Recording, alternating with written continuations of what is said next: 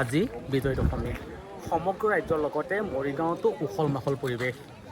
মই বৰ্তমান উপস্থিত আছোঁ মৰিগাঁও মালপোৱাস্থিত প্ৰতিমা বিসৰ্জনস্থলীত। মোৰ লগত উপস্থিত আছে মৰিগাঁও জিলা পৌৰপতি যোগেশ তামুলী। সবিশেষ জানিব চেষ্টা কৰিম তেওঁৰ মুখৰ পৰাই। দাদা, আজি বিসৰ্জন বিজয় দশমী, কি ক'ব এই ক্ষেত্ৰত? মোৰ ৰাইজলৈ বিজয়া দশমীৰ আন্তৰিক ওলগ জনাইছোঁ। আজি মৰিগাঁও পৌৰসভাৰ উদ্যোগত আৰু মৰিগাঁও জিলা প্ৰশাসনৰ সহযোগত আজি মৰিগাঁও মালপোতা বিসৰ্জনস্থলীত মৰিগাঁও নগৰৰ প্ৰায় 12খনকৈ পূজা সমিতিয়ে ইয়াত মাৰ বিসৰ্জন দিব। তাৰ কাৰণে মৰিগাঁও প্ৰশাসনৰ লগতে পৌৰসভাৰ সকলো কৰ্মীয়ে উল্লাস মালহে আজি এই বিসৰ্জনস্থলীত সমবেত হৈছে।